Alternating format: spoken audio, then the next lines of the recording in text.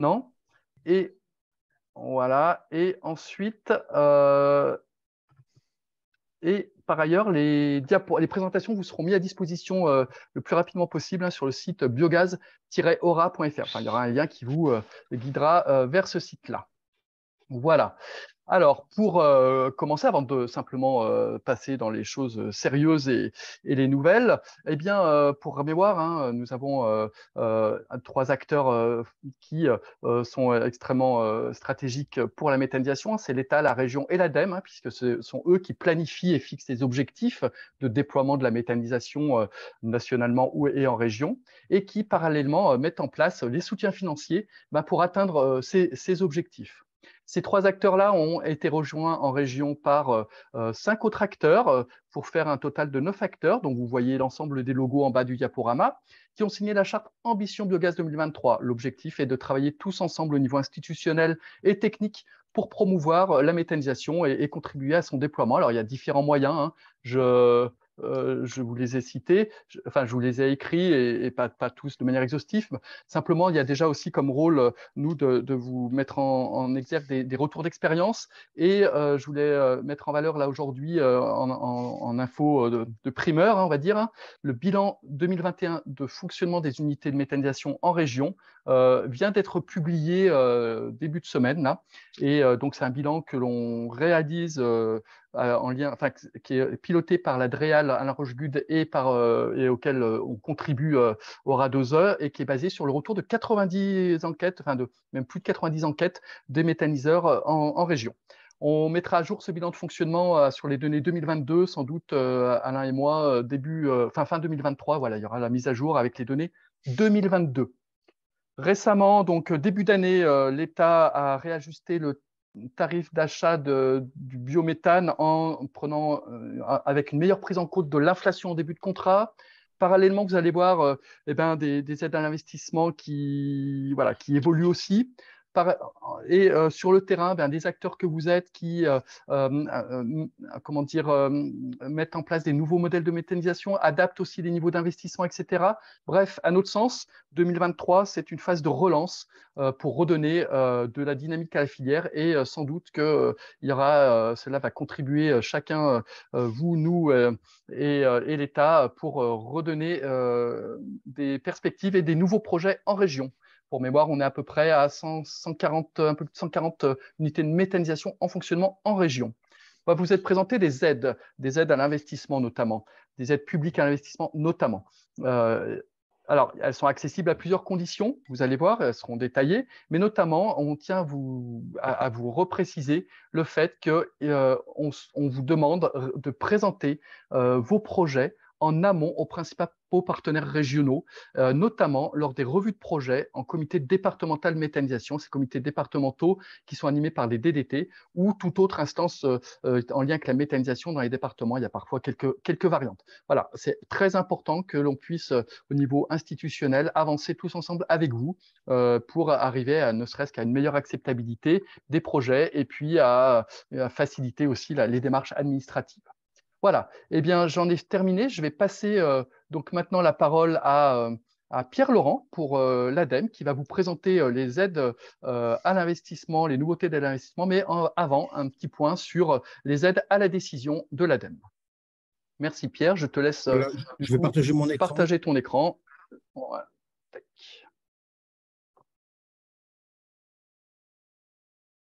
Est-ce que ça marche? Alors, pour le moment, pas encore.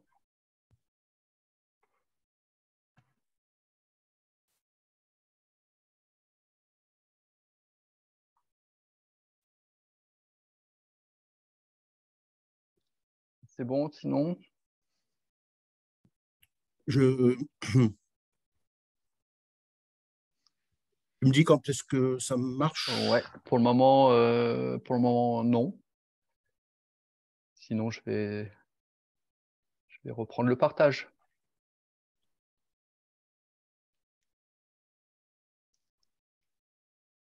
Donc, n'hésitez pas à poser des questions dans le chat lors des présentations.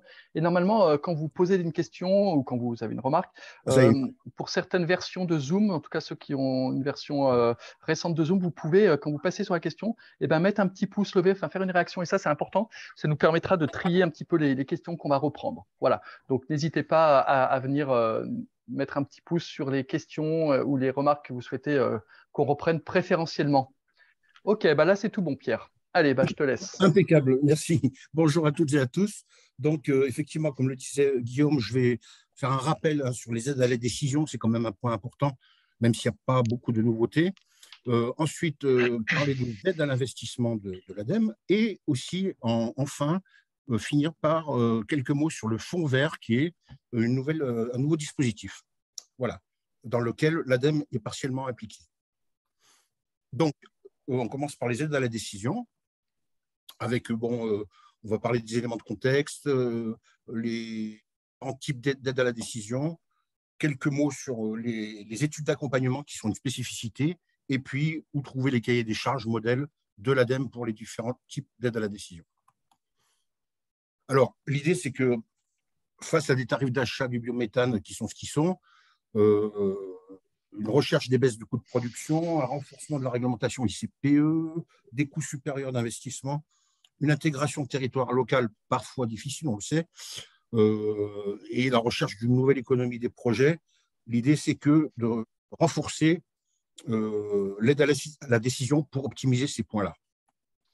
Alors, les aides à la décision sont de plusieurs natures, hein. On a tout à gauche les études de faisabilité classiques, entre guillemets, ainsi que les études territoriales.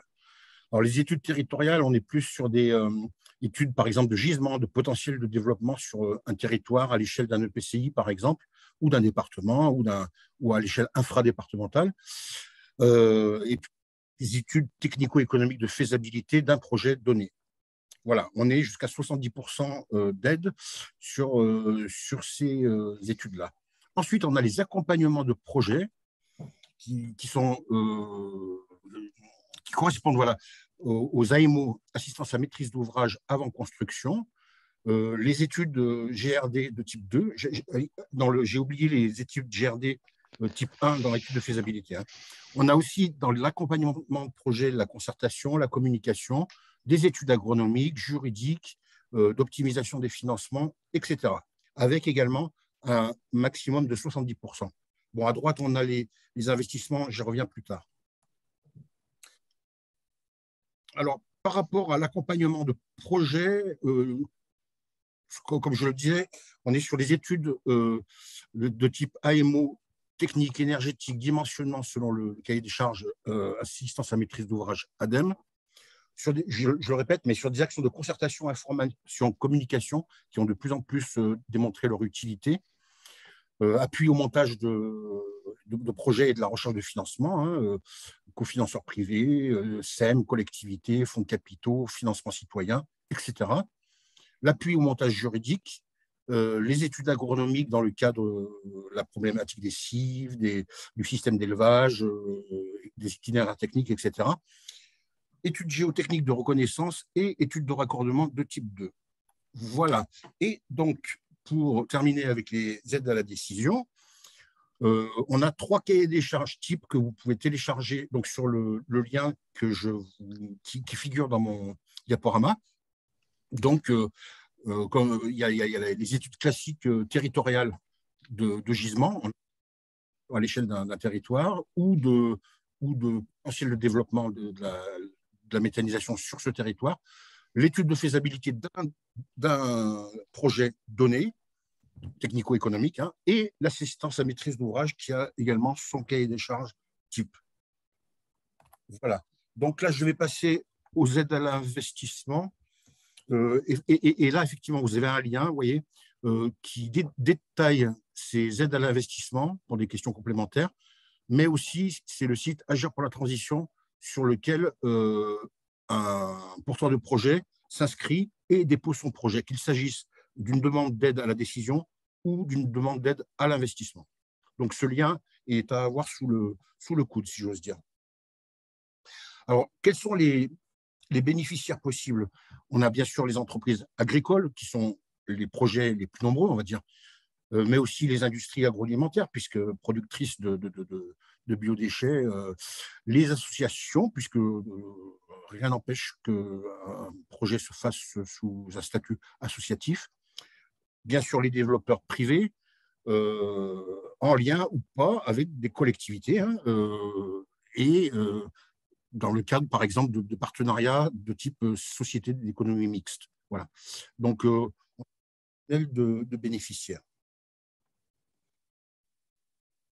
Sont les types de méthanisation en fait, qui sont aidés, eh bien, celles qui valorisent par cogénération inférieure à 500 kW électriques de puissance, parce qu'au-delà, on tombe dans les appels à projets creux, la Commission de régulation de l'énergie. On a les unités de méthanisation avec injection de biométhane inférieure à 25 gigawattheures par an, parce qu'au-delà, c'est pareil, c'est la creux. Les unités de méthanisation qui sont peu nombreuses, mais qui peuvent exister avec valorisation directe thermique, sans cogénération ni injection de biométhane, une chaudière par exemple, pour chauffer des serres ou je ne sais. Unité de méthanisation aussi, avec bien sûr l'utilisation du biométhane épuré en bio-GNV véhicule. Alors, pour les stations d'épuration urbaines, les STEP, on a une aide qui porte exclusivement sur les équipements de valorisation du biogaz, donc à savoir le poste d'épuration et, dans le cas de la cogénération, eh bien l'injection dans le réseau public et pardon, pour l'injection, on a le poste épuration et l'injection dans le réseau public, et dans le cas de la cogénération, eh bien le module cogénération et l'injection de l'électricité au réseau. On n'a pas d'aide pour les équipements de méthanisation à proprement parler pour les stations d'épuration.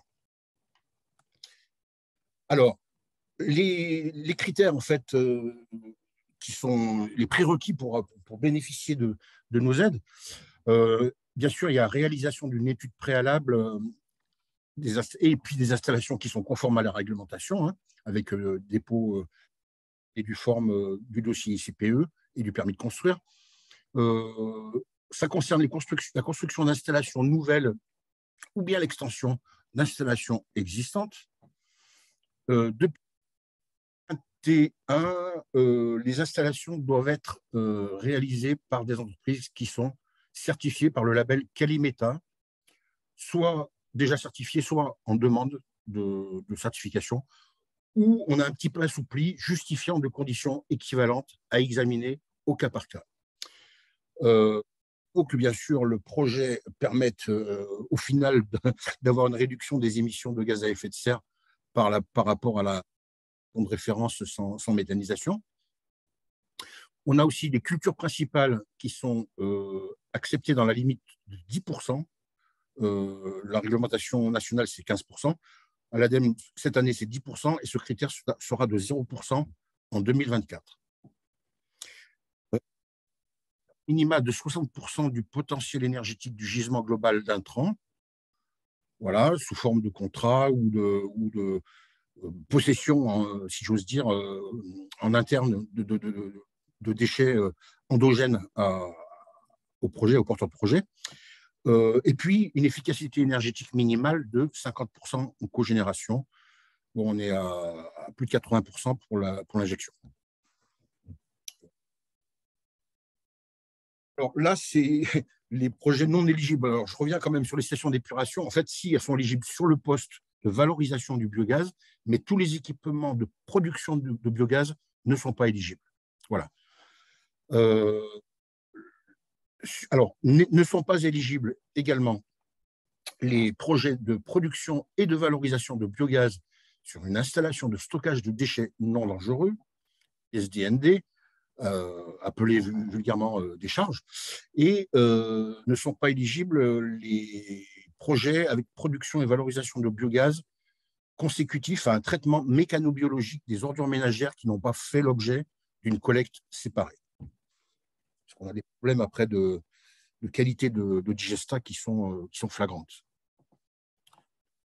Eh bien, en ce qui concerne les modalités de calcul de l'aide, hein, en préalable, j'ai oublié de mettre, mais je le signale, et c'est la bonne nouvelle, il y a suppression de la décote tarifaire de 5 euros du mégawattheure pour les projets en injection, qui était appliquée jusqu'en 2022.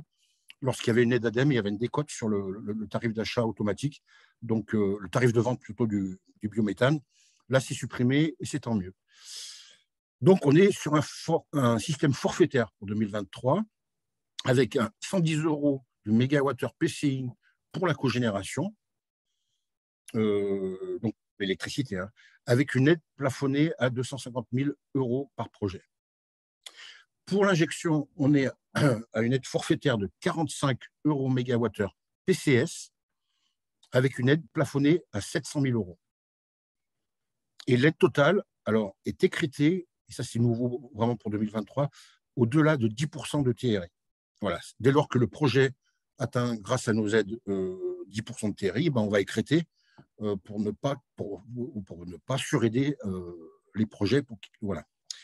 Et pour les projets alors, atypiques et innovants, mais ça reste vraiment très particulier à voir au cas par cas. Et puis pour les stations d'épuration urbaines aussi, où on n'a pas de forfait, les modalités de calcul de l'aide sont différentes. Là, je ne vais pas rentrer trop dans le détail, c'est au cas par cas. On peut dire quand même que pour les stations d'épuration urbaines, le volet valorisation du biogaz est aidé à 10%. Voilà, des investissements. Et puis, je rajoute que des aides spécifiques peuvent concerner le poste hygiénisation, lorsqu'il y a hygiénisation, ainsi qu'un éventuel réseau de chaleur qui sont différenciés du reste des investissements. Voilà. Alors, à présent, je vais vous parler un petit peu du fonds vert, son volet tri à la source et la valorisation des biodéchets. Alors, le fonds vert, c'est une nouveauté d'État, hein, gérée de manière déconcentrée par les préfets, donc sur 13 mesures très, très variées, hein, en termes de volets environnementaux, donc les incendies, protection incendie, renaturation des villes, bâtiments, milieux aquatiques et inondations, biodiversité, covoiturage, etc. L'ADEME et la méthanisation par les mesures qui visent le tri à la source des biodéchets et leur valorisation, soit par compostage, soit par méthanisation. C'est en cela que l'information intéresse la filière méthanisation. Alors, la cible est particulière puisque, de manière complémentaire à ce que je vous ai présenté précédemment, là, on est vraiment sur des collectivités ou leurs délégataires et vraiment des collectivités, c'est-à-dire des ménages et assimilés, et rien d'autre. On est donc vraiment sur la collecte et le traitement et la valorisation des ordures ménagères dans leur fraction fermentescible. Voilà, c'est l'esprit de ce volet biodéchets, avec une enveloppe donc, de 65 millions d'euros pour le volet biodéchets, dont 3,8 millions en Auvergne-Rhône-Alpes. Alors, la procédure, hein, c'est un dépôt sur démarche simplifiée du gouvernement, vérification de l'éligibilité par l'ADEME, ensuite consultation des préfets de département, instruction des dossiers par l'ADEME, validation finale des PA par la préfète de région et ensuite, bien sûr, la phase contractualisation et suivi du contrat par l'ADEME. Donc, on a eu une première relève des dossiers le 31 mars 2023 avec 22 dossiers déposés en Auvergne-Rhône-Alpes, dont un comprend de la méthanisation, c'est Grenoble Agglomération Métropole, et une durée des contrats de financement de 3 à 4 ans. Voilà. Alors, je n'ai pas précisé, le niveau d'aide, ah oui, est particulièrement attractif puisqu'on peut aller jusqu'à 45% des investissements liés à un méthaniseur dans ce cadre-là. C'est un maximum, hein, mais ça laisse une marge assez confortable oui, de réflexion et d'instruction du dossier. Donc, on a un dépôt sur le lien que j'ai indiqué là, hein, pour faire, hein, bien sûr. Et puis, nos contacts à l'ADEME, alors pour ce qui est tri à la source, préparation à la valorisation et les plateformes de compostage, c'est Claire Saug, ma collègue, et c'est moi-même pour le volet méthanisation du fonds vert. Voilà, je vous remercie. J'espère ne pas être passé trop vite sur certains points. En tout cas, les questions sont les bienvenues. Eh bien, merci Pierre. Du coup, vous voyez quand même des bonnes nouvelles, hein. Plafond d'aide ADEME qui augmente, qui passe de 600 000 à 700 000 euros en injection. La fin du taux de réfaction sur le tarif d'achat. D'ailleurs, il y avait une question là-dessus, Pierre, sur Oui, ce taux de décote. Est-ce que c'est bien acté aujourd'hui oui, oui, oui, que oui, la décote du tarif n'a plus lieu d'être s'il y a une aide ADEME à oui, l'investissement? C'est tout à acté. fait. C'est OK, acté. Ouais. donc parfait. Et puis, ben, ce fonds vert, hein, qui était peut-être pas tellement connu, puis parce qu'aussi il est récent, est destiné aux collectivités avec des projets donc en biodéchets.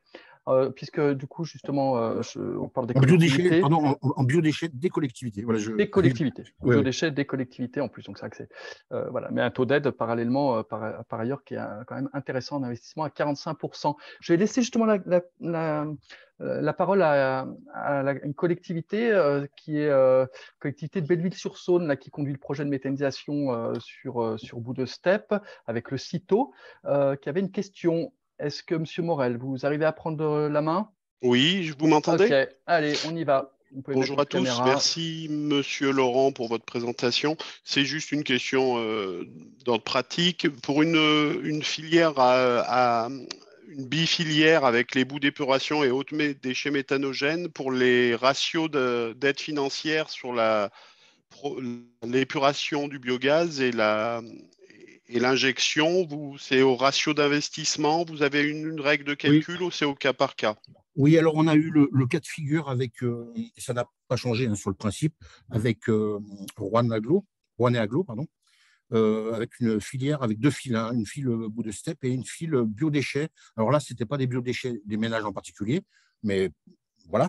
Donc, alors, la file pardon, euh, steppe, on ne va pas aider dans l'assiette, on ne va pas prendre le méthaniseur, pour faire simple, de la file bout de steppe.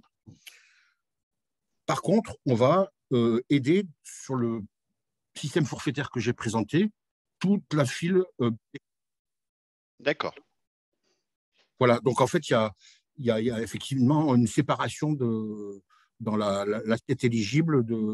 En fait, on retire la méthanisation des bouts, pour faire simple, et on prend le reste sur le plan forfaitaire. Mais on aide quand même les 10% de la valorisation du biogaz, si nécessaire, de la file bout de steppe.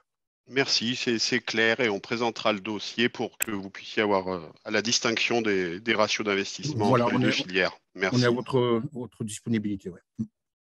Merci. Alors, du coup, bah, il y a pas d'autres questions. Je vous propose qu'on les prenne toutes. Voilà. Donc, autant vous dire qu'on risque d'être un petit peu en retard, hein. 14h15, visons plutôt 14h15. Mais je pense que c'est important d'arriver à prendre toutes les questions. Alors, il y avait une autre question. C'était de Christophe Rambaud d'Agricomp. Les installations existantes sont-elles éligibles, même si déjà aidées initialement, hein, puisque du coup, il y a la possibilité d'aider dans le diaporama les installations déjà en fonctionnement. Voilà. Et parallèlement, il y avait aussi M. Rambaud qui posait la question qu'est-ce qu'un projet atypique et innovant? Ah, Donc, les unités existantes sont-elles éligibles et pour quel type d'investissement du coup? Et qu'est-ce qu'un projet atypique et innovant? oui, alors pour la première question, euh, excusez-moi, oui, est-ce que tu peux repréciser, Oui, Guillaume, alors s'il te est-ce que plaît? les installations Ah oui, oui, existantes oui, ça y est. sont éligibles du coup, C'est hein, ça, c'est c'est ça. en partie, Ouais, ouais. même si elles sont déjà été aidées initialement, et si oui, alors sur quel type Alors oui, elles sont éligibles à plusieurs niveaux, mais c'est surtout en cas d'augmentation de puissance ou de capacité d'injection et qui génère donc si jamais ça génère des surcoûts d'investissement, la, le delta d'investissement supplémentaire pour atteindre le nouveau, la nouvelle performance en termes de production, peut être aidé. D'accord, donc ça, c'est quand même une nouveauté aussi, hein. Alors après, on peut penser aussi à si un hygiéniseur, par exemple, ou un réseau de chaleur sont installés a posteriori, parce que ça s'est rajouté au projet initial, là aussi, on peut examiner l'aide de ces postes-là. Ok, merci Pierre. Alors, sur les projets atypiques et innovants, je me trompe si c'est aussi on va dire à l'appréciation de l'organisme instructeur ou est-ce qu'il y a des critères Oui, spécifiques? oui. Alors, c'est vrai que ça figure dans notre système d'aide générique et c'est vrai qu'il y a beaucoup de projets qui concernent surtout les DOM-TOM, on va dire, les territoires d'outre-mer. Bon, après, il peut y avoir des projets vraiment d'une technologie avec une rupture technologique et donc un degré d'innovation très fort, où là, on peut examiner de manière au cas par cas. Hein, ça sera de toute façon du cas par cas. Et puis, il y a un petit peu les dossiers des collectivités sur biodéchets des ménages et assimilés, qui sont finalement qui passent sur le fonds vert. Donc, effectivement, ils ne sont pas examinés de la même façon. Alors après, la notion, par contre, d'innovation, effectivement, et d'atypicité est laissée à l'appréciation quand même au cas par cas. C'est difficile de donner une définition générale, il faut quand même rester assez souple, mais on n'est quand même pas dans de l'innovation, comment dire, alibi, si j'ose dire. Il faut que vraiment il y ait quelque chose de spécifique au projet et que ce soit justifié. Ok, merci Pierre. On va continuer. Je vais peut-être d'ailleurs laisser la parole. Alors, il y a Lionel là, des Tricot d'Elanor qui avait une question qui est peut-être pas simple. Je ne sais pas si tu auras les éléments là dans le détail, mais Lionel, est-ce que je te laisse poser ta question en direct? Si t'as... Oui, bonjour à tous. Si vous m'entendez, c'est bon? Oui, Ouais. c'est tout bon. Bonjour. Ouais, bonjour Pierre. La question est simple. Vous avez fait apparaître la notion d'efficacité énergétique sur la COGE. Je cherchais Oui. à savoir qu'est-ce qui était intégré, tout ce qui était interne et externe, notamment IGE, déperdition, c'est pris en compte tout ça. Alors, en fait, la formule est relativement simple. En fait, c'est alors pour la COGE, hein, c'est l'électricité vendue plus la chaleur réellement valorisée, c'est-à-dire hors chauffage du digesteur. Ça ne compte pas, puisque Et c'est hygiénisation ne compte pas non plus, du coup. si l'hygiénisation, elle, D'accord. est intégrée. Voilà. Donc, Okay. ça peut paraître arbitraire, mais c'est ainsi. Donc, voilà, électricité vendue plus chaleur réellement valorisée pour du chauffage ou autre, et hygiénisation, effectivement, le tout divisé par énergie primaire. Voilà. Donc, on doit être à 50% minimum. Très Ok, bien. ben, parfait, Pierre. Tu avais la formule sous le coude, c'est parfait. Ok, merci. Du coup, alors, est-ce que le fonds vert, il y a Hugo Ladoxiane qui pose la question, est-ce que le fonds vert est cumulable aux autres aides méthanisation? Donc, ça veut dire une collectivité avec des biodéchets qui valorise, avec un projet de méthanisation en direct ou avec un délégataire qui valoriserait les biodéchets de la collectivité, qui demanderait donc des aides à la fois fonds vert et à la fois autres guichets.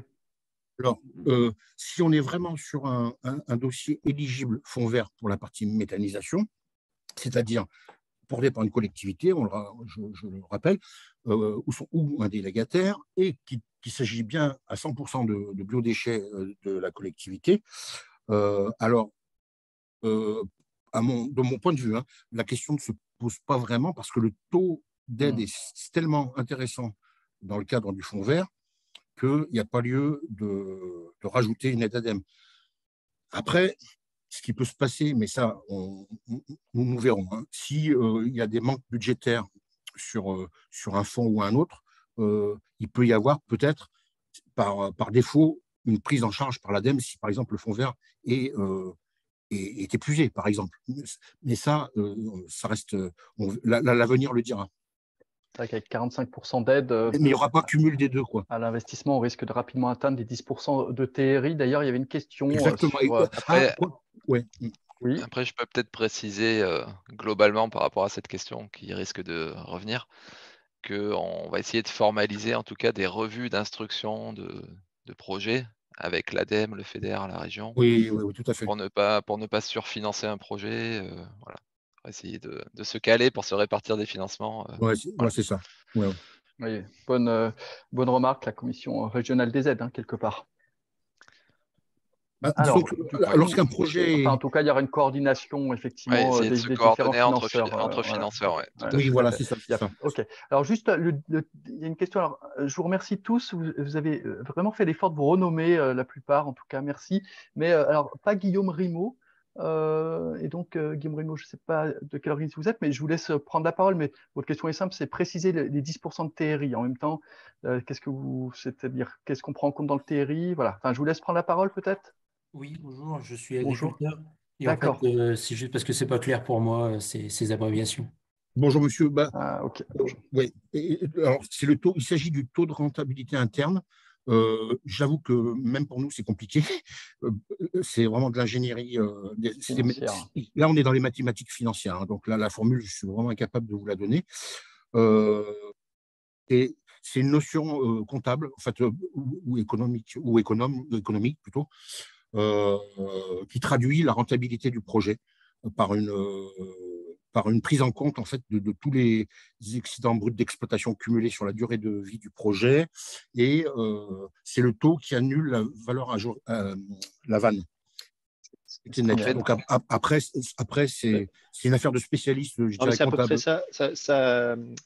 Ça analyse sur la durée de vie du projet à la fois les charges et les produits liés au projet en lui-même. Je pense que les banques, quand il y a emprunt, à mon avis, les banques travaillent aussi avec ce Oui, taux. c'est un taux qui est très partagé, hein, au niveau des aspects, enfin, des C'est vrai. organismes et financiers, à ne etc. pas confondre avec le temps de retour sur Ah oui, investissement. ça Là, n'a rien à voir.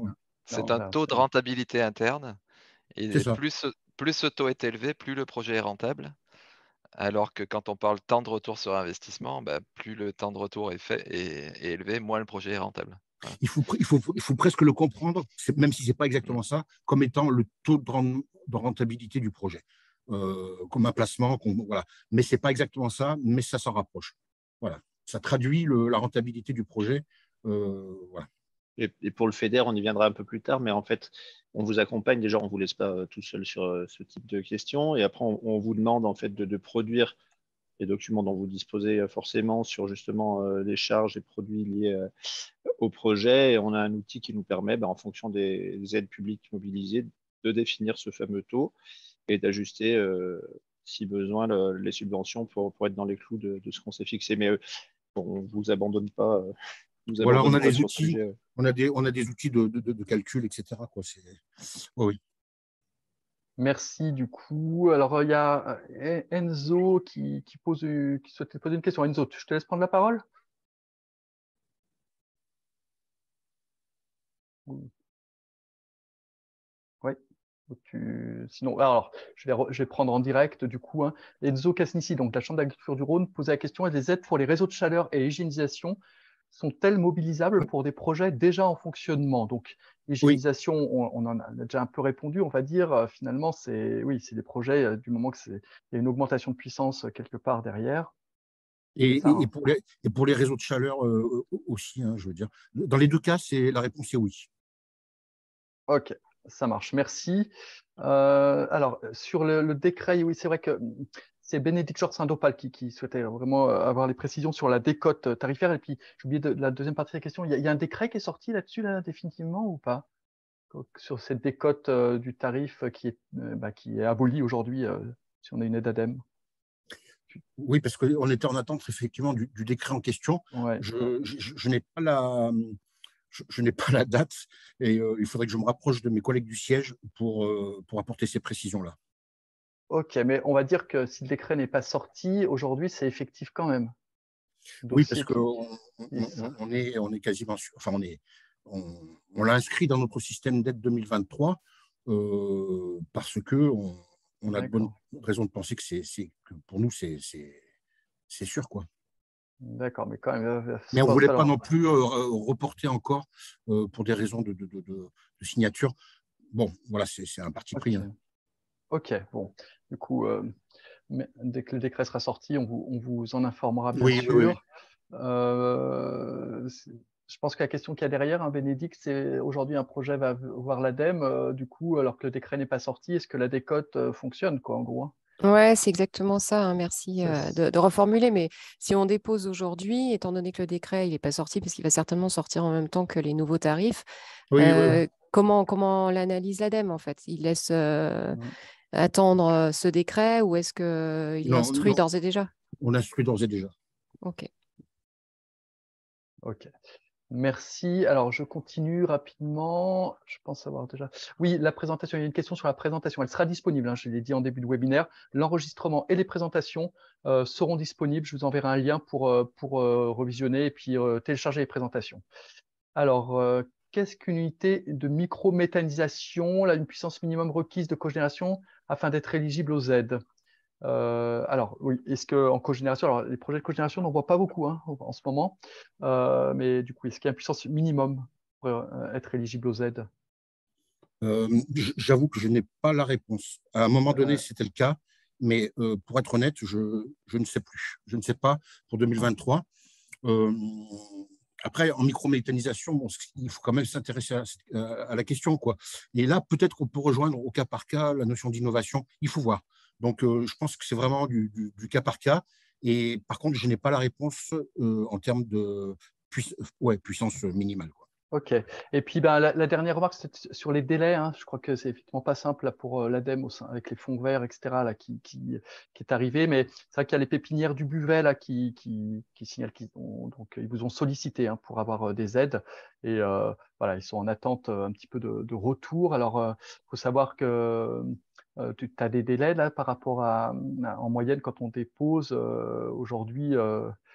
Il y a une file d'attente et puis Alors, pour euh, arriver à traiter tous les dossiers, en tout, l'occurrence là c'est début février et une aide pour le raccordement d'une unité de méthanisation à nos serres par un réseau de chaleur en gros. d'accord. Donc, effectivement, là, on est sur une demande d'aide à l'investissement, hein, c'est bien ça. Oui, oui. D'accord. Effectivement, on a des délais parce qu'on est relativement sollicité, voilà. Mais on essaye de faire pour le mieux et puis de les raccourcir. Il y a des dossiers qui ont été effectivement par le passé parfois un peu longs à instruire, d'ailleurs pour aussi parfois des raisons qui nous échappent, enfin dont on n'est pas responsable, mais on fera pour le mieux et en tout cas ce dossier-là sera de toute façon examiné euh, dans les meilleurs délais, on va dire. Ok.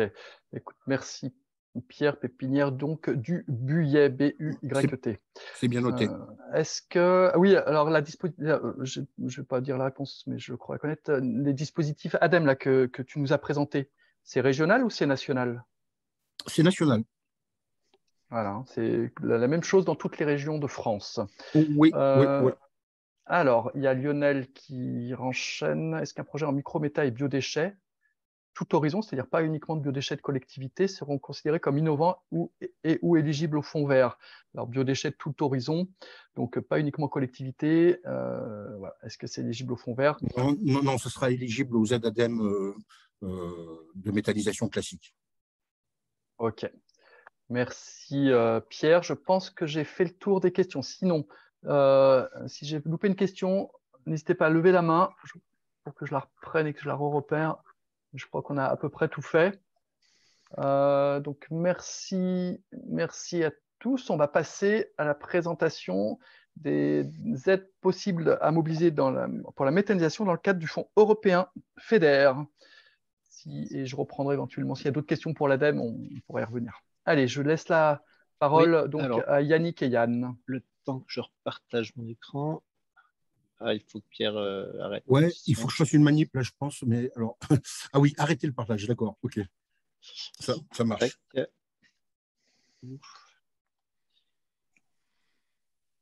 Et puis, voilà. Donc, pour ce qui relève du FEDER, on est sur le premier programme depuis l'Union des régions Auvergne et Rhône-Alpes, le premier programme commun qui a mis un peu de temps à se caler, à être validé. Il a fallu attendre l'automne 2022 alors qu'on anticipait bien 18 mois, 2 ans avant. En tout cas, c'est parti et on a commencé à programmer notre premier dossier là au mois d'avril. Donc, ça y est, on est opérationnel. Juste pour mémoire, je ne vais pas m'attarder trop longtemps sur ces diapos-là, mais le FEDER Auvergne-Rhône-Alpes, c'est pas loin de 880 millions d'euros, répartis en 10 priorités. Celle qui nous intéresse plus particulièrement aujourd'hui, c'est la priorité 2. On voit qu'on a près de 200 millions d'euros sur la transition énergétique et l'environnement. Et si on continue à descendre un peu sur le volet énergie renouvelable qui nous intéresse, on a 41 millions d'euros pour la totalité du périmètre régional. La méta est analysée sur le type d'action 2-2-2-1 avec le solaire thermique, l'hydrogène, le GNV, électricité, et on a 37 millions à peu près, un peu plus sur la région, qui se découpe encore en 24 pour le côté rhône-alpin et 13 côté auvergnat. On a une petite mesure sur les projets expérimentaux sur lesquels on reviendra un petit peu plus tard. Pour ce qui est de la mesure méthanisation, donc là, la mesure est définitivement validée. On est sur des actions qui concernent autant la cogénération que l'injection. Qu'est-ce que je peux vous dire d'autre en termes de bénéficiaires? Ce qui est important, voilà, c'est que seules sont exclues les entreprises agricoles en leur nom propre. Des agriculteurs associés à une entreprise ne rendent pas le projet inéligible, mais voilà, on ne prend pas les exploitations agricoles, le FEDER ne le permet pas. Sur les critères… Pardon Yannick, et on ne prend pas non plus les grandes entreprises? Ah oui, c'est important. C'est quand même un sujet important à signaler. Ouais. On ne l'a pas mentionné dans la diapo, mais c'est un point assez important. C'est les grandes entreprises au sens de l'INSEE, c'est-à-dire plus de, je ne sais plus combien d'ailleurs. C'est 50 millions de chiffre d'affaires et 250 en salariés. Voilà. Ce serait trop simple si, en fait, il y a une notion de consolidation des données, c'est-à-dire qu'une entreprise qui appartient à un groupe peut se retrouver contrainte par l'échelle du groupe. En fait, on ne va pas rentrer dans le détail aujourd'hui, mais on doit consolider un peu toutes ces données pour voir si, in fine, on considère cette entreprise comme une grande entreprise ou pas. Et si c'est le cas, oui, ça peut la rendre inéligible au FEDER. En termes de critères, vous pouvez lire, donc, on finance les nouvelles installations. Ce qui n'est pas prévu, c'est d'accompagner les projets qui répondent aux appels d'offres de la CRE. Je vous laisse lire un peu le reste. En termes de critères de sélection, on aura une diapo un peu plus tard qui précise les différents documents qu'on attend. Yann, n'hésite pas à me compléter au fur et à mesure. Après, il y a des rappels de réglementation sur les cultures dédiées, de toute façon. Voilà. C'est une fiche qui est assez large en termes d'éligibilité, oui. sauf grande entreprise, du coup. Voilà. L'ancien programme prévoyait un seuil de puissance qui faisait qu'on était éligible ou pas au FEDER, et en deçà duquel on allait plutôt sur le FEDER. Là, il n'y a plus cette notion sur le nouveau programme. Ce qui fait partie de la souplesse aussi, c'est qu'on n'est pas sur des appels à projets, on est sur un dépôt au fil de l'eau, c'est-à-dire qu'on a une année moyenne, on a 4 comités de programmation, et donc à partir du moment où le dossier est déposé, on fait en sorte d'être prêt pour le comité qui suit, mais si ce n'est pas le cas, ça attend le suivant. Il n'y a pas de date butoir qui ferait que là, d'une certaine date, votre dossier n'est pas plus éligible parce que la date est passée. Je me pose la question, Yannick, en regardant la diapo, là, mais est-ce qu'il y a un minimum de dépenses à effectuer? Non, le seul plancher, il porte sur la subvention, mais sur ces projets-là, on y sera rarement. Sur le programme, c'est 50 000 € minimum de subvention FEDER. D'accord. Et là, je pense que 50 000, ça ne doit pas trop vous affoler. Ce qui est inéligible, les dépenses éligibles sont assez larges aussi, donc travaux, équipements, études liées à l'unité de méthanisation. Ce qu'on n'a pas précisé dans la diapo, c'est ce qui est inéligible, ce sera l'acquisition de terrain, les frais de personnel liés au projet, et puis l'accompagnement des dossiers réglementaires auxquels vous êtes soumis, ICPE, plan d'épandage, on ne prendrait pas les éventuels coûts de dossier.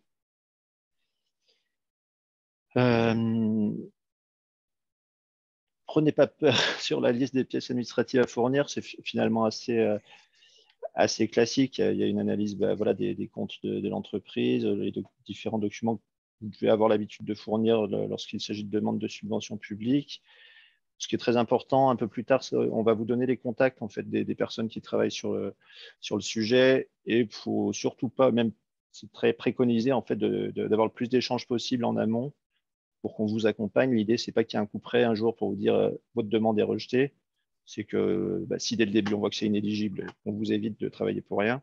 Et si c'est accompagnable, eh ben, on vous accompagne un peu toute la durée de vie de la demande de subvention jusqu'à ce qu'on finisse par la programmer. Donc, il ne faut vraiment pas se priver, n'hésiter, soit par mail, téléphone, à nous contacter dès le début, quoi. Donc, on ne va pas faire la liste entière. Vous aurez le document de toute façon. Tout ça, vous le retrouvez sur une fiche dédiée dans le document de mise en œuvre FEDER. Donc, je ne sais pas si la dernière diapo le prévoit, mais il y a un lien en tapant Europe en Auvergne-Rhône-Alpes qui donne toutes les infos sur les fonds européens en région et qui comprend la fiche dédiée à ce type de projet. Cette fiche, elle reprend donc toutes les infos que vous voyez là. Voilà, on parlait tout à l'heure des critères de sélection.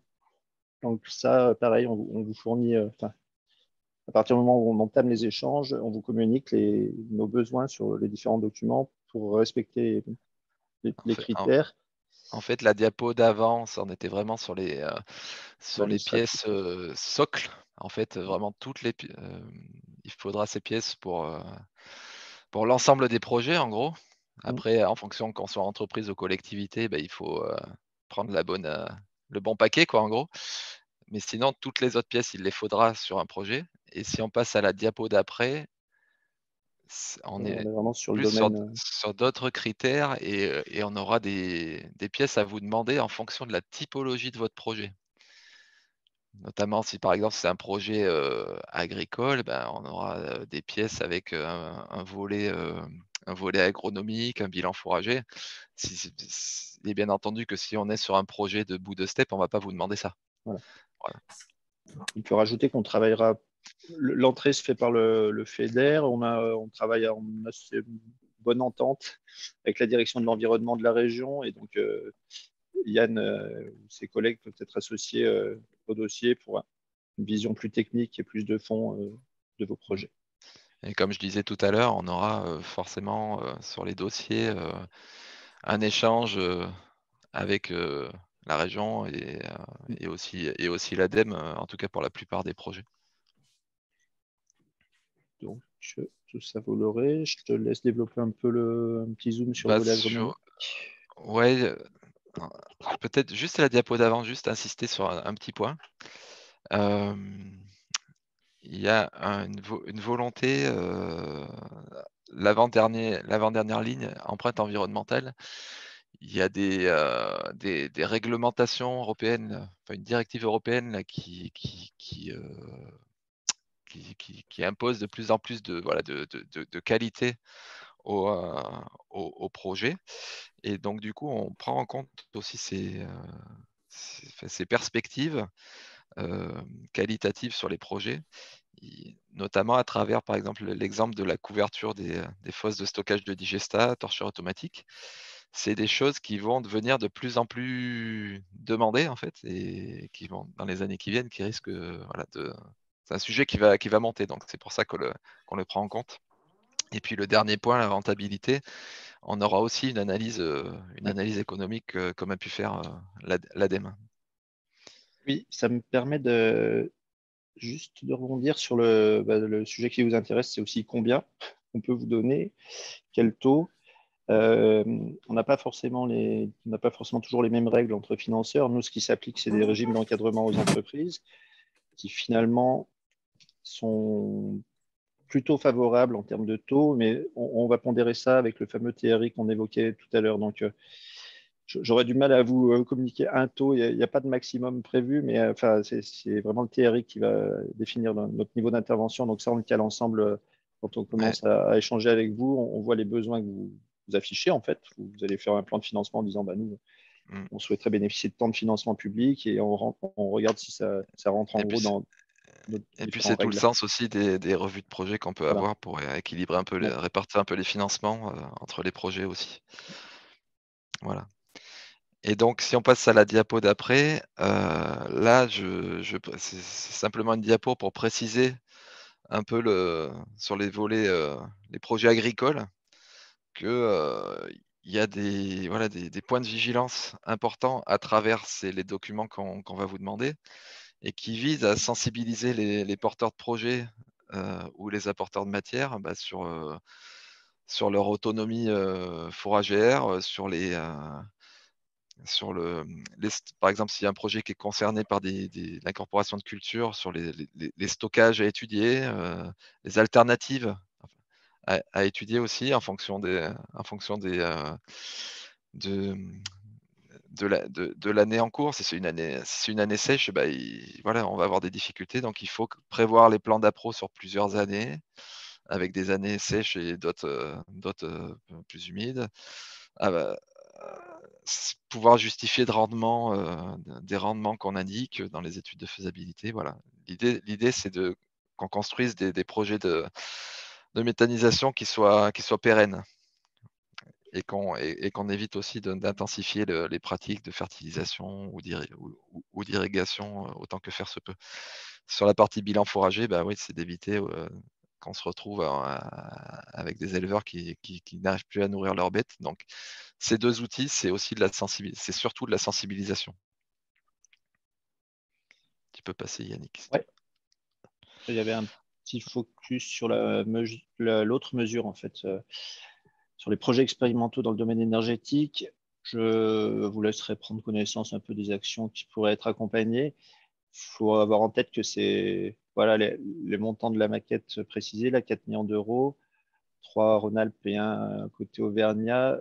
C'est sur 7 ans, donc c'est finalement assez. Il ne faut peut-être pas s'emballer. Enfin, je ne devrais pas dire ça parce qu'on présente la mesure, mais voilà, il est possible qu'elle soit quand même consommée assez rapidement. Je vous laisse prendre connaissance un peu des différents projets qui sont accompagnables. Après, mais, voilà. je rebondis quand même sur ce que tu présentes, Yannick, pour dire même si c'est pas une action qui est très fortement dotée tout de suite, c'est quand même intéressant de la voir apparaître parce que c'est vrai que et les partenaires de la charte Ambition Biogaz me contrediront pas, mais en ce moment, il y a quand même pas mal de discussions pour élargir un peu les réflexions au-delà de la méthanisation, les élargir aussi aux autres gaz verts.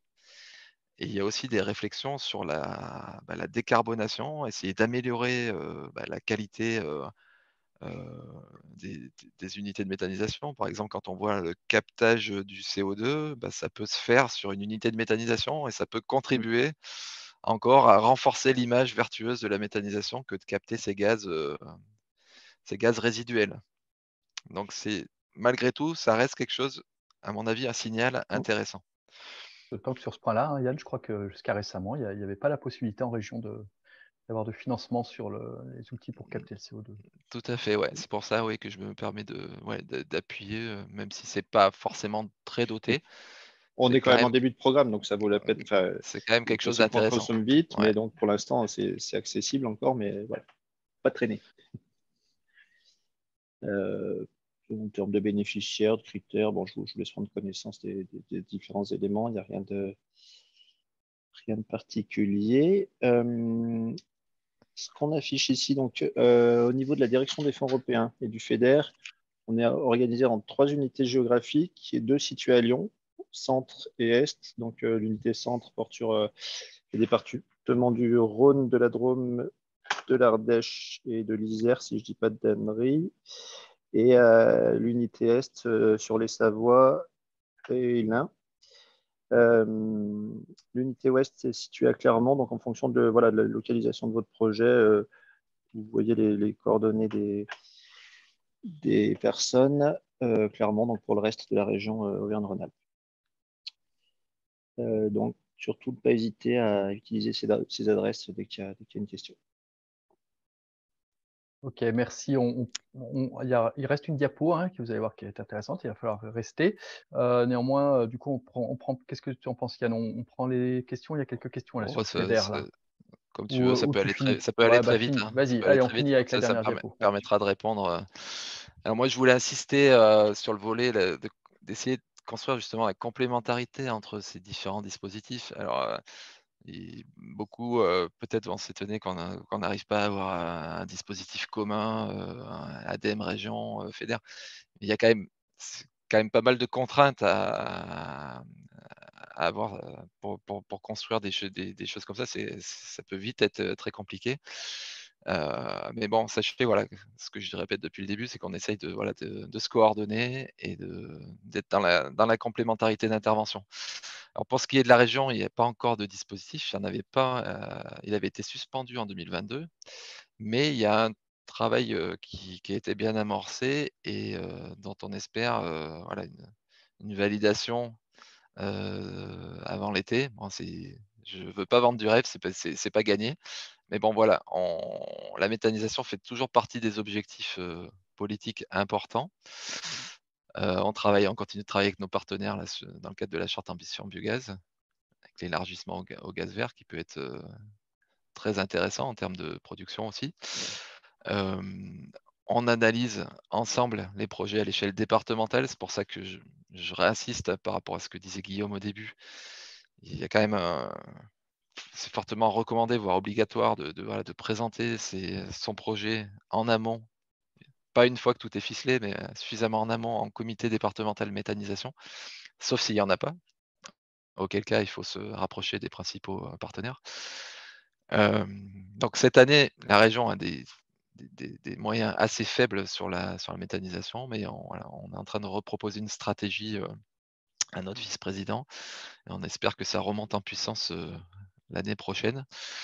Et on a quelques pistes d'intervention, soit pistes d'intervention sur le financement de nouvelles unités, forcément en essayant de prioriser vu les moyens qu'on a cette année et même l'année prochaine. Ça ne sera pas forcément 10 fois les moyens qu'on a cette année. Donc, il y aura forcément des questions de priorisation, peut-être sur la question des biodéchets des ménages et des projets multipartenariaux en lien avec notre compétence déchets à la région aussi. Peut-être aussi sur des projets agricoles ou individuels qui auraient du mal à pouvoir mobiliser une aide FEDER, voilà. Mais pas forcément de la microméta pour autant, mais bon, voilà. Et une autre piste, d'essayer de travailler sur le volet qualitatif, donc ce qu'on disait tout à l'heure par rapport notamment fosses de stockage de digestat, torchères automatiques, voilà, des petits équipements qui pourraient permettre d'améliorer le volet qualitatif. Et puis voir aussi des équipements de structuration amont comme du déconditionnement mutualisé, hygiénisation mutualisée sur un territoire. Ça fait partie des pistes proposées à notre vice-président. Merci. Merci Yann. Alors, c'est vrai qu'un fonds, bon, c'est pas 1,8 million d'euros, mais néanmoins, c'est mieux que l'année dernière. Hein. Il y avait 0 l'année dernière pour les régions. L'aide région avait été arrêtée en fin 2021, je crois, ou même 2020, je ne sais plus. Fin 2021.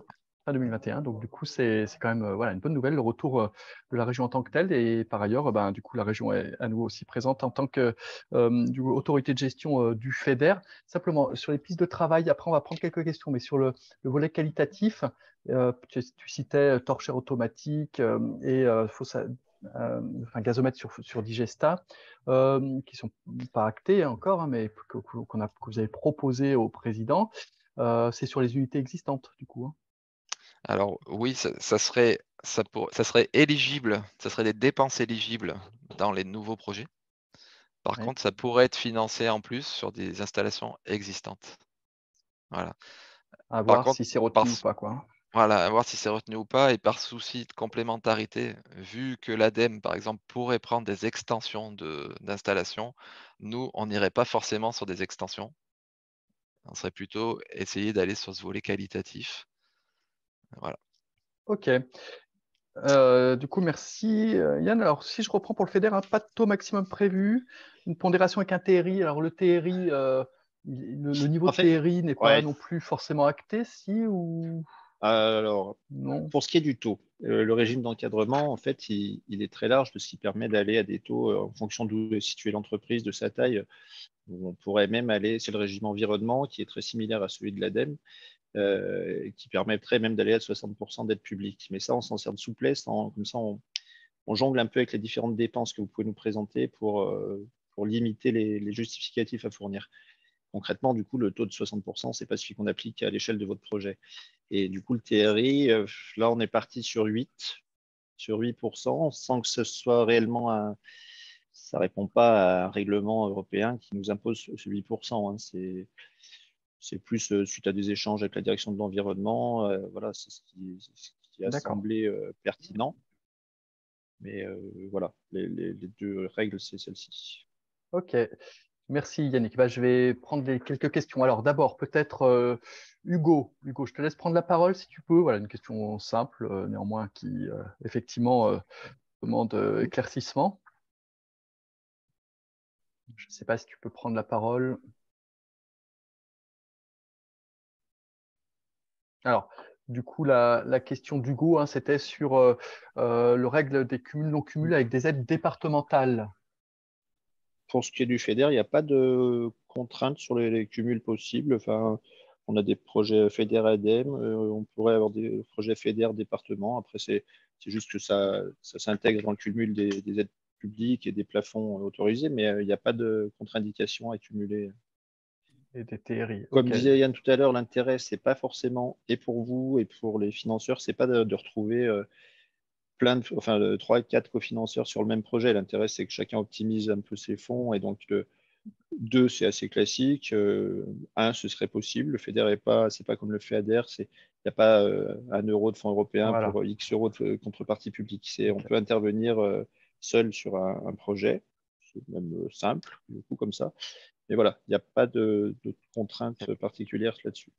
Pareil, hein, Ok. pour l'ADEME, c'est tout à fait possible, effectivement, d'avoir un cofinancement départemental ou SDE. Mm. En fait, par rapport au cofinancement FEDER, en fait, si on voit que le FEDER peut financer un projet, bah, on le mobilisera en priorité. Et si par rapport à nos règles région et nos règles ADEME, on estime que ce projet est déjà bien financé, on n'ira pas le cofinancer en plus. Voilà, il y a ça aussi. Ok. Par exemple, si nous, on se fixe à la région un maximum de 15 ou 20% d'aide publique sur un projet, bah, si le FEDER apporte déjà ces 15%, bah, aucune justification pour que la région apporte une aide complémentaire sur le projet. C'est tout le sens des revues Ouais. d'instruction qui Ouais. sont très importantes pour essayer de répartir les financements un petit peu entre les projets. Et inversement, la question de la taille de l'entreprise n'a pas l'air d'être rédhibitoire côté région. ADEME, je pense pas. Donc, voilà, une entreprise Voilà. qui serait un peu pour laquelle la porte serait fermée de notre côté, FEDER, à cause de sa taille, pourrait éventuellement rebasculer sur des aides d'autres dispositifs. Ouais. Ok, merci. Alors, du coup, il y a encore deux autres questions. Alors, on est effectivement vers sur le 14h15 plutôt comme timing de fin de webinaire, mais c'est important de les prendre. Du coup, Bénédicte Dopal, je te laisse peut-être prendre la parole en direct. Oui, merci. Simplement, dans tout ce que je vois, je crois qu'il n'y a pas de critères rédhibitoires hein, pour des projets qui seraient 100% culture intermédiaire, qu'on appelle SIMS maintenant, ou anciennement CIV. Pourtant, c'est ce qu'on avait cru entendre sur des subventions ADEME. Mais d'après ce que j'entends là aujourd'hui, il n'y a rien de rédhibitoire, mis à part, bien sûr, justifier qu'au niveau bilan fourragé, ça pose aucun souci, ni effectivement sur l'alimentation de la méthanisation avec ces cultures. Donc, je voulais une confirmation. Ouais. Yann, c'était peut-être plus pertinent. Moi, il me semble pas non plus. Tout ce qu'on a fixé, c'est ce qui est lié aux cultures dédiées. Mais Alors, ouais, nous, c'est essentiellement des documents de. Oui, ce que le FEDER a fixé, c'est effectivement sur des cultures dédiées, mais ça va pas forcément plus loin que la non. réglementation. L'ADEME, elle va un petit peu plus loin avec ses 10% et puis 0% en 2024, j'ai noté. Par contre, la question, elle porte plutôt sur les cultures intermédiaires. Et là, pour le coup, bah, c'est la diapo qui est affichée, enfin, en tout cas pour le volet FEDER et région. Pour le coup, on partage les mêmes enjeux au FEDER à la région là, et les mêmes documents, justificatifs. Volet agronomique et bilan enfin, sur cette question des cives, le volet agronomique sera super important et sera étudié de près Ouais. pour s'assurer que le projet est viable. Notamment si on nous met 80% de cives d'été. Je ne sais pas si vous avez déjà suivi le webinaire Pépite. Guillaume pourra témoigner aussi. Voilà, il y a des voyants rouges qui s'allumeront peut-être, quoi. Voilà. Merci Yann. Le webinaire Pépite que vous pouvez consulter sur le site biogaz-aura pour ceux qui l'ont loupé. C'était les résultats du Pépite Civ Aura Civ, des En tout cas, programmes de recherche-développement. Une aide n'est jamais due. Hein. Donc, non, et puis l'instruction.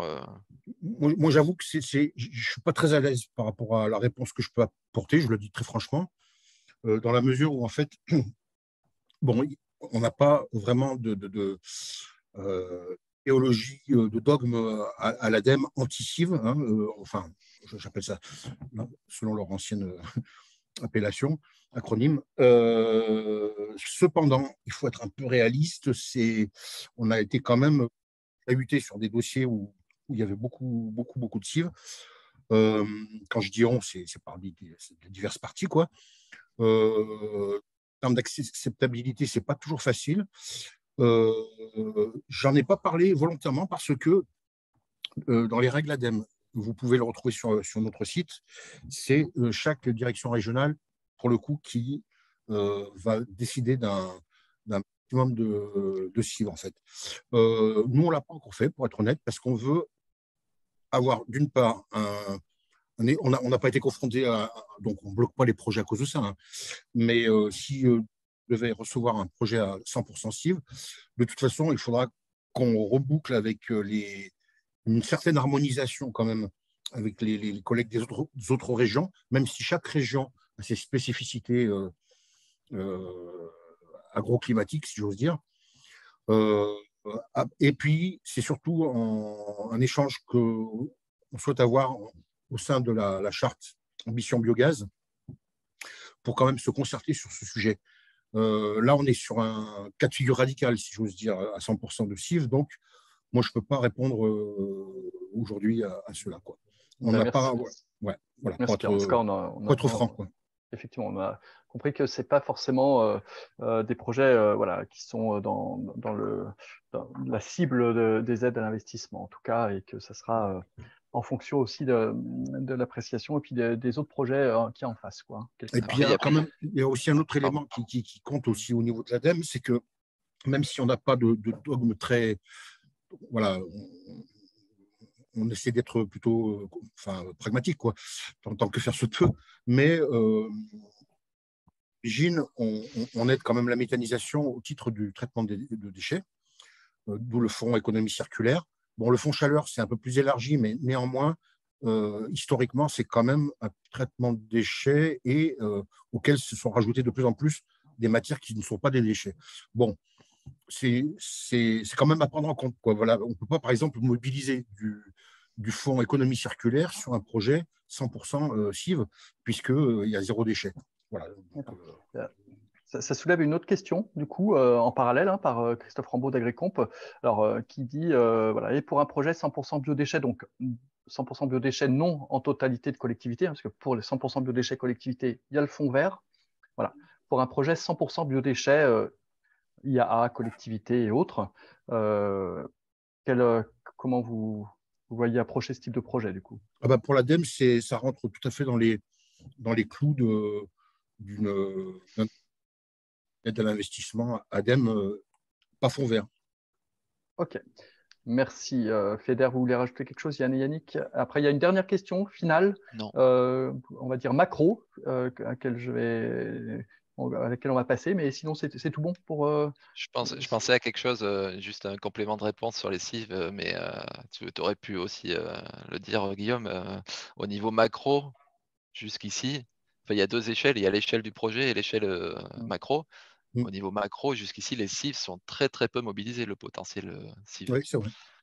Voilà, par rapport à un objectif, effectivement, voilà. SRB. Ça ne répond pas forcément à la question projet par projet, mais c'est vrai que jusqu'ici, le potentiel CIV est loin d'être utilisé. Je ne sais plus, on doit être à 1% ou oui, on est à 4%. 4%, je crois. 4%. Par contre, je ne sais plus exactement, mais là, c'est dans le bilan de fonctionnement 2021. sur lesquels j'ai pourtant pas mal Ouais. travaillé, mais je dois vous dire que ça y est, j'ai un peu perdu de vue. Mais il est à votre disposition. Je vous ai mis le lien au début de webinaire. Effectivement, hein, il y a une marge. Après, la problématique, c'est effectivement des Projet par unités projet, 100% cibles, territoire par voilà, territoire. territoire par territoire. Ben, du coup, on voit que ça bloque. Les banques aussi, hein, d'ailleurs, préfèrent des projets plutôt, moi, dans des échanges que j'ai eu avec les banques là récemment, préfèrent des projets un petit peu mixtes en intrant quand même aussi. Voilà. Il y a Mais ça du aussi, coup, là, ouais. je ne vais pas l'apprendre à Béatrice qui connaît bien aussi le fonctionnement des banques et leurs attentes. Mais je vais laisser la parole, parce qu'il va falloir quand même qu'on se quitte à un moment donné. J'ai laissé la parole à Lionel, Tricot de l'Elanor, qui est une question voilà, qui est plutôt macro, mais effectivement, on a vu, hein, quand il y a eu les projets en 2019, il y a eu beaucoup de projets, ça a un peu bloqué au niveau des aides.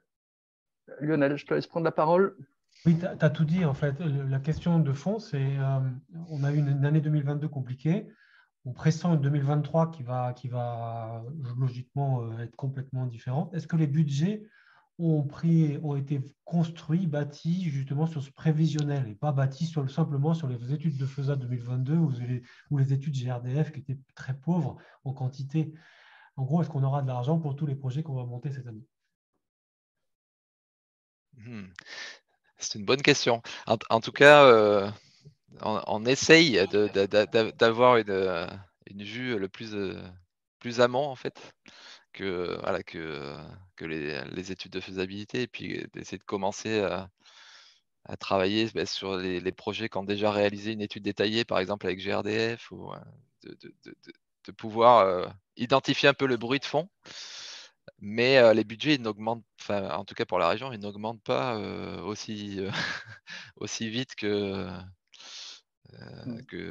ça. Et c'est vrai que là, j'allais dire l'enjeu, à la limite pour la région, c'est que ces budgets, ils remontent en puissance progressivement pour à la fois réinciter à sortir du projet et à la fois pouvoir les accompagner après. Ouais. Pareil, au niveau du FEDER, le budget 2023 là, qui a été présenté, hein, je crois que c'était En fait, 2023 de nous, mémoire. non, malheureusement, c'est pas pour une année. On a un fonctionnement qui est complètement différent d'un C'était sur la budget période. collectivité. En fait, le programme est validé avec sa maquette pour les 7, alors c'est 2021-27, là, mais faut lire 21-29, voire même 2030, et du coup, le budget est attribué, alors l'avantage, c'est il risque pas d'être revu d'une année sur l'autre, mais en tout cas, voilà, c'est bien le budget pour les 7 ans de programme sur lesquels on a communiqué. Les 37 millions, hein, c'est ça à peu près, Ouais. de mémoire. Hein. C'est ça. Okay. Donc finalement, revu à l'échelle, enfin, on est quand même une plutôt grande région, donc c'est pas exorbitant non plus. Donc, sachant que je me souviens plus, Yannick, c'était que méta ou c'était aussi non, hydrogène la et tout, spécificité, c'est que ça a été refondu. Enfin, je sais que sur le programme Auvergnat, sur Rhône-Alpes, j'ai un doute, mais on avait une mesure spécifique méthanisation, bon, qui était assez peu dotée. Mais là, en tout cas, non, avec la méthanisation, on a l'hydrogène notamment. D'accord, c'est sur 7 ans et c'est à se partager en plus. Hein. Et c'est à se partager. Donc, okay. La petite évolution, c'est que avant, le FEADER finançait les installations agricoles, et là, tout est concentré sur le FEDER. Toutes les cibles sont finançables au FEDER. Voilà. Et puis la méthanisation, c'est dans les plus matures quand même. Donc, effectivement, les projets d'échange qu'on a, là, c'est avec des projets de méta. C'était un peu là où je voulais en venir aussi. Il y a un enjeu justement à mobiliser ces fonds rapidement. Enfin, il ne faut pas griller les étapes, mais il faut essayer de consommer ces fonds rapidement, si possible, pour en avoir d'autres en fin de programme. Parce qu'en fin de programme, il y a des lignes après qui se moins consommées, qui sont susceptibles d'alimenter d'autres lignes. Enfin bon, ça bouge. Le programme est vivant. C'est ça, c'est pas figé. Il y a des remaquettages à mi-parcours. Alors, il n'y a pas d'argent supplémentaire, mais des mesures non consommées peuvent être réparties sur des mesures qui seraient plus en tension. Enfin, il y a des outils pour retoucher la maquette. Ok, merci à vous. Alors, Pierre, tu veux rajouter quelque chose en 2 minutes? Pour parce qu'il va falloir qu'on se quitte, les gens commencent à partir. Là. Non, mais pour la partie ADEME, pour répondre à la question, on a essayé, tant que faire se peut, avec Jacques Viard, avant son départ, de calibrer le budget 2023 en fonction de ce qu'on avait en visibilité. Bon, après, on n'est pas à l'abri d'imprévus, même des imprévus heureux. Donc voilà, à prendre avec précaution, mais normalement, on devrait pouvoir être à même d'accompagner les bons projets qui vont sortir cette année, quoi. Enfin, qui seront déposés. Bon, eh bien, écoutez, merci. On va arrêter là. Je vais juste, alors, simplement conclure en vous disant que d'abord, on va relancer enfin, on va relancer. Tous les 2 ans, on fait une journée régionale méthanisation, hein, financée par les partenaires d'Ambition Biogaz 2023. Eh bien, elle va être programmée pour fin 2023. Donc, ça nous donnera un temps d'échange de présentiel, de réseautage qui sera toujours intéressant et convivial et chaleureux. Donc, je vous donne rendez-vous fin 2023. Je ne peux pas vous donner de date exacte, hein. On n'a pas encore la date, les disponibilités de la salle qu'on envisage. Donc, voilà. Je voulais juste vous faire un petit sondage et ça aussi, alors c'est pas sur ce webinaire, c'est pas sur la situation de ce webinaire, mais moi je me posais la question, le bilan de fonctionnement qu'on a fait là avec Alain de l'Adréal, il est à disposition, vous pouvez le consulter. On se pose la question, est-ce que vous souhaitez qu'on vous fasse un webinaire concrètement dessus pour vous expliquer les grands résultats puis la façon dont on les a calculés, ou si consulter le webinaire, le document en tant que tel, bien ça vous suffit. Par ailleurs, n'hésitez pas là, pendant le temps qui nous reste, dans le chat, à nous mettre des idées de webinaires que vous souhaiteriez. Alors, pour info, en juin, certain nombre d'entre vous, c'est-à-dire surtout les gens qui sont au sein de la filière déjà bien engagés, on va faire deux webinaires ou 3 webinaires sur les aspects réglementaires, notamment. Il y en a un qui reste d'ailleurs relativement à construire et je suis curieux de savoir quels sont aussi. Par exemple, la directive RED 2 reste sibylline pour vous ou demanderait à avoir des éclaircissements, voilà, des choses comme ça. Donc, je vous laisse remplir le questionnaire rapidement et puis ce sondage. Et puis, dans le chat, mettez-moi des idées de webinaires parce que c'est pour vous qu'on fait ça. Donc, voilà. L'idée, c'est que vous y trouviez votre intérêt. En tout cas, merci à tous pour votre présence. Merci aux intervenants, Pierre, Laurent, Yannick. On reste à votre disposition, bien sûr, pour des renseignements, notamment les financeurs publics. Vous avez les coordonnées. Moi, je vais vous mettre à disposition ce webinaire début de semaine prochaine. A priori, il n'y aura pas de souci. Je vous enverrai un lien avec un mail par rapport à ce webinaire. Vous aurez l'enregistrement et les diaporamas. Merci à tous. Oui, merci Bénédicte. 13h-14h, ça dépasse toujours un peu, mais donc peut-être qu'on cale directement 13h-14h30. Mais voilà, je vous laisse 2-3 minutes encore pour mettre vos idées, vos envies de webinaire, vos questionnements, les éclairages que vous souhaiteriez. Et sinon, eh bien, je vous dis à bientôt et je couperai donc une minute la session. En passer une bonne journée et j'espère qu'il y a eu des bonnes nouvelles, même si effectivement les enveloppes sont peut-être pas aussi finales, aussi larges que souhaité, mais on y travaille tous en tout cas et c'est jamais simple, hein, que ce soit au niveau de l'ADEME régional pour obtenir l'enveloppe nationale ou des acteurs des charges d'émission région. Hein, c'est pas très simple toujours, mais on travaille tous dans ce sens-là en tout cas. Merci à vous. Eh bien, je vais du coup clore le sondage déjà. Donc, a priori, il y a quasi les 2 tiers qui souhaiteraient un webinaire sur le bilan de fonctionnement. C'est noté. Ouais, on va voir comment le programmer. En attendant, eh bien, je vous dis à bientôt et bonne fin de journée. Au revoir. Au revoir.